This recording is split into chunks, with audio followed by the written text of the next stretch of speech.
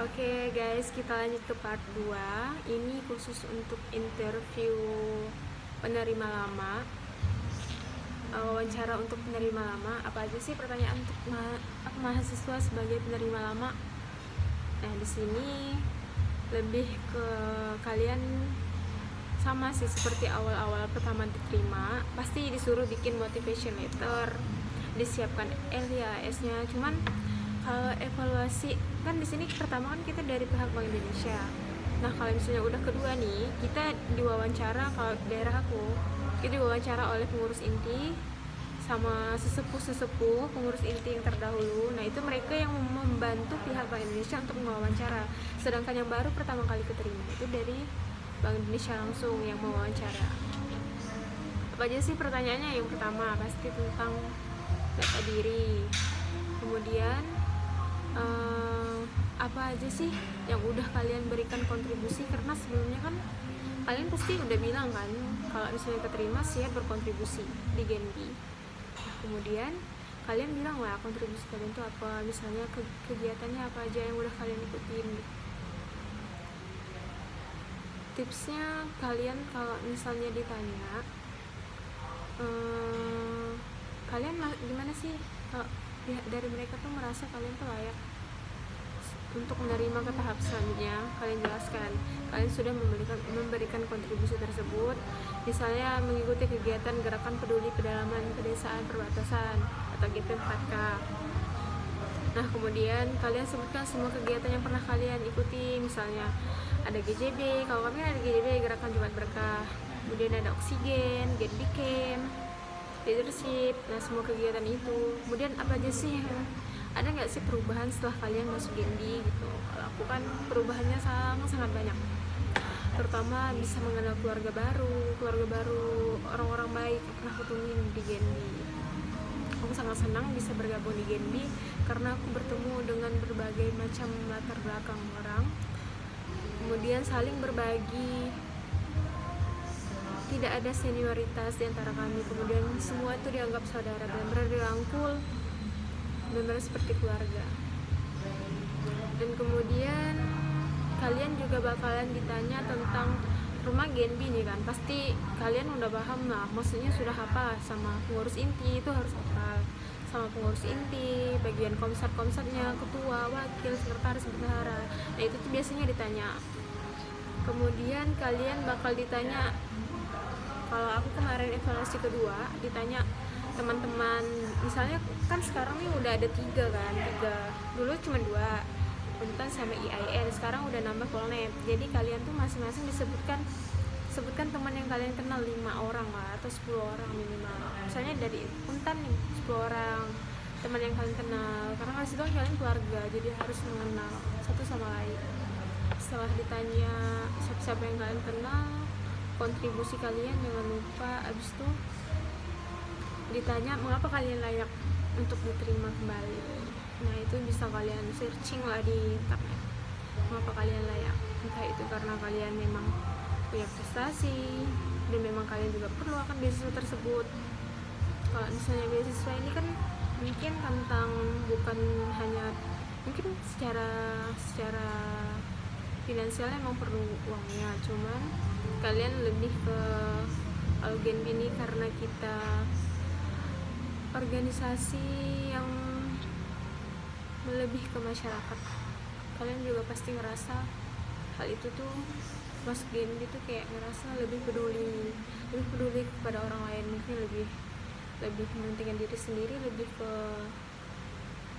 kalian kayak peduli sama orang banyak gitu.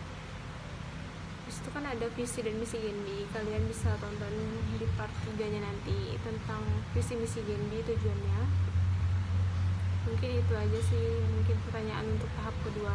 Ingat, kalian harus hafal nama pengurus inti, kebijakan Bank Indonesia juga harus maksudnya dipelajari, jangan terlalu dihafal sih, dipelajari ya. Yang penting kalian ngerti kebijakan Bank Indonesia, tujuan dari Bank Indonesia.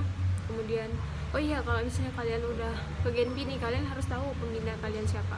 Kalau di Kalimantan Barat itu pembinanya itu ada Mas Yudi, Mbak Oni. Sebentar ya guys, aku mau lihat dulu. Sini pembina kami. Biar aku ingat juga, karena ini aku nggak ada bikin skrip. Pembina kami itu ada Mas Yudi, Mas Dimas, dan Kak Oni. Nah di sini gimana sih caranya kalian biar bisa bertahan ke tahap selanjutnya? Kalau aku semoga aja dia bertahan nanti wawancara tahap ketiga. Selama ini aku dari awal keterima, aku semuanya kegiatan aku ikut. Mungkin ada beberapa yang gak ikut izin, misalnya GJB kan tiap Jumat kan, mungkin sekali-kali atau 2-3 kali itu pernah gak ikut karena misalnya ada kegiatan kampus gitu. Cuman dari awal sampai akhir tuh aku selalu ikut karena aku suka. Yang pertama tuh kegiatannya tuh GP4K, itu tuh di daerah, dan itu 3 hari gak megang HP. Kegiatan itu benar-benar kayak kita bangun sekolah di sana tuh, dan kegiatan itu kayak benar-benar seru gitu kan, gak megang HP. Kita tuh benar-benar kayak mengabdi di sana selama 3 hari 2 malam. Itu gue nggak megang HP. Kemudian ada kegiatan kayak serasi, berbagi makanan di bulan Ramadan gitu. Kayak seru sih, aku di Genji bener-bener kayak ngerasa ketemu keluarga baru. Kemudian aku juga aktif, kan di kami tuh ada disuruh ngelis kayak kegiatan dari BI langsung gitu. Aku juga masuk tim ACK, tim podcast dari Bank Indonesia, karena awalnya tuh aku suka ngelis kalau misalnya nih BI perlu berapa orang untuk ngelis ke hotel misalnya, kan jadi dokumentasi gitu kan. Aku tuh suka ngelis dari setiap kegiatan, aku suka ngelis gitu. Dan kalian itu kegiatannya seru banget. Kalau dari BI itu pasti dapat souvenir. Aku tuh botol aku tuh udah dapat 4 atau lebih ya, kayaknya banyak. Ada dapat tas, dapat buku. Pokoknya kegiatan tuh seru lah, kalian tuh menambah ilmu juga. Dan yang paling aku sangat-sangat bersyukur tuh masuk tim ACK, aku bisa jadi operator OBS, dan itu tuh bisa masuk di CV aku. Di sini aku bakal lihat di sini di LinkedIn aku bisa aku masuk tim podcast kan. Jadi itu awalnya aku emang nggak tahu gimana cara main OBS, main VMix. Di situ aku bener-bener kayak belajar, dapat hal baru. Intinya kalian kalau misalnya ada kegiatan ikut aja kalau misalnya tidak sibuk, daripada ngapain gabut di rumah. Mending kalian ikut hal-hal positif, tapi benar-benar positif kegiatan dari Indonesia. Nah di situ tuh aku jadi operator OBS, broadcaster, dan live pro. Itu tuh operator untuk menghubungkan, kalau misalnya mau podcast itu kan perlu operator kan, dan kita tuh punya tim, ada yang masang alat, kameramen. Awalnya juga aku masang alat, cuman karena ada abang yang biasanya jadi operator tuh kemarin pas sibuk dan semua ada cewek, jadi di situ aku jadi operator. Aku juga bertanya kepada teman aku yang udah tahu operator gitu. Dan itu hal-hal yang sangat mengesankan sebenarnya aku bergabung di Genbi. Mungkin itu aja sih tips dari aku. Kalian ceritain pengalaman kalian dan mengapa kalian layak menerima itu kembali, dan kalian harus bisa meyakinkan wawancara. Dan usahakan kalian jangan melebih-lebihkan diri kalian, maksudnya jangan terlalu over gitu. Boleh kalian personal branding, jual diri kalian, tapi sewajarnya, jangan terlalu berlebihan, karena sesuatu yang berlebihan itu tidaklah baik, kecuali duit. Dadah, jangan lupa subscribe.